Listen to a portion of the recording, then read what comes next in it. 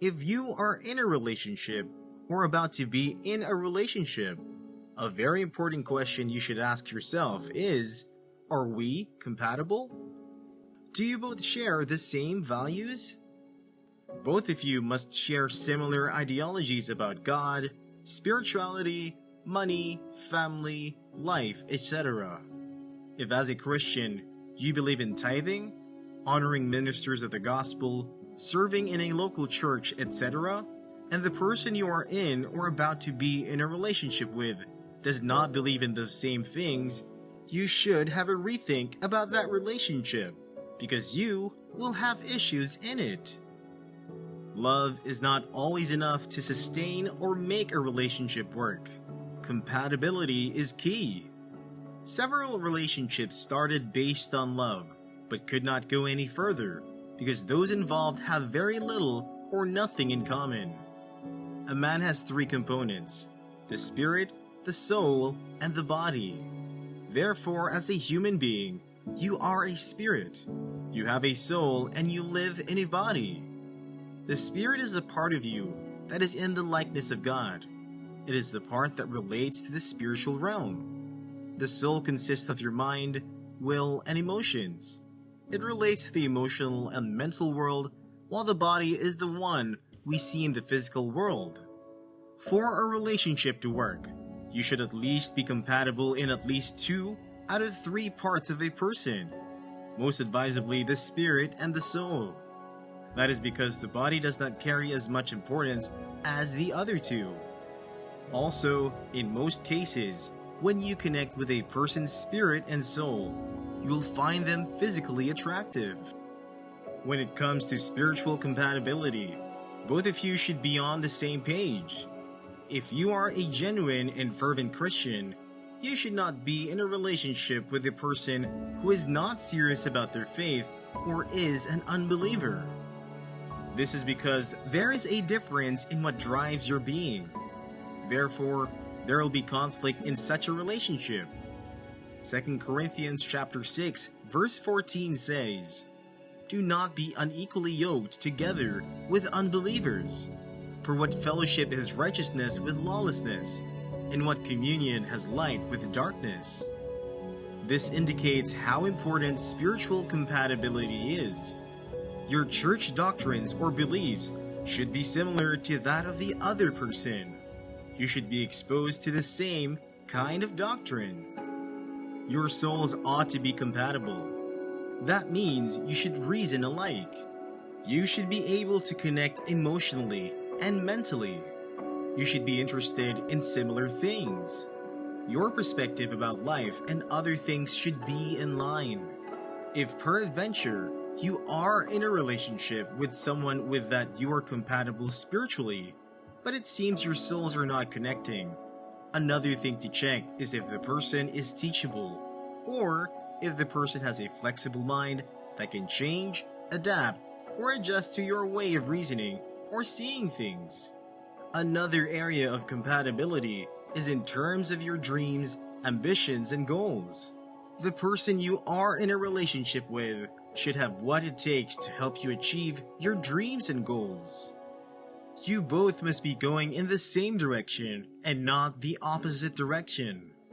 The vision and the purpose of your life must be in alignment with that of the other person.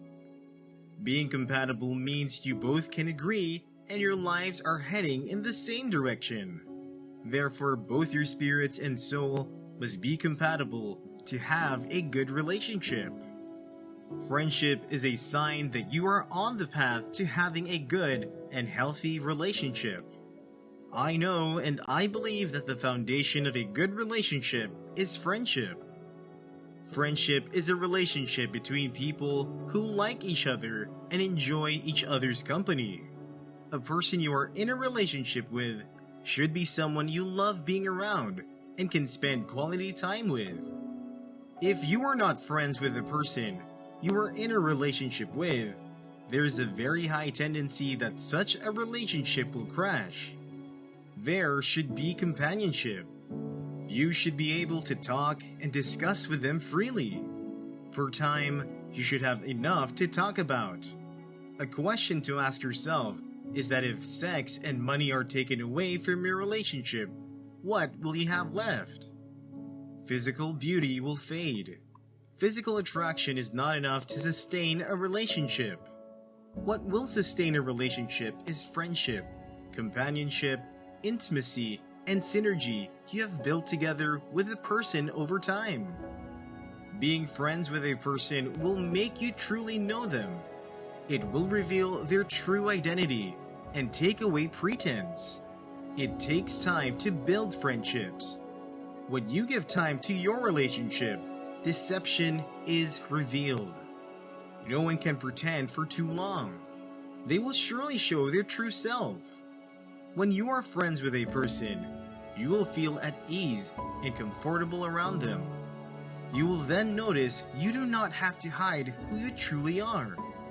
Your relationship should bring improvement to your life. It should make you a better person.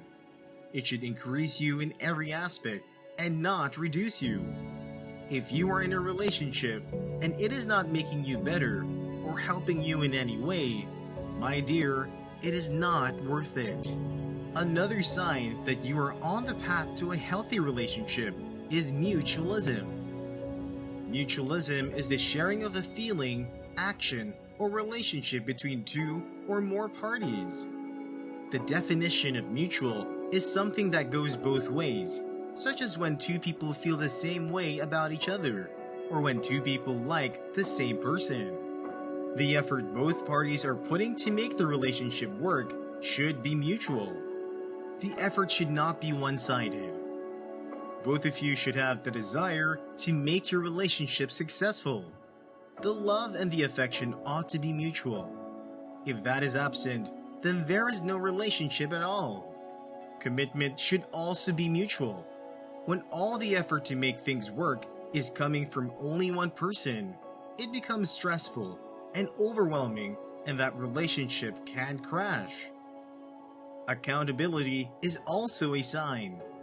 You and your partner should have someone you submit to, someone you respect and cannot go against. There should be authority over both of you. There must be a neutral third party that both of you listen to. This is because, along the line in your relationship, you will have issues, disagreements, or misunderstandings that you both cannot solve on your own. In such a case, you need the help of a neutral third party that is respected by both of you to solve it. There are many relationships today that have crashed simply because they had no one to be accountable to. When your partner has authority over them, it shows they can be corrected. In conclusion, your relationship should be worship to God.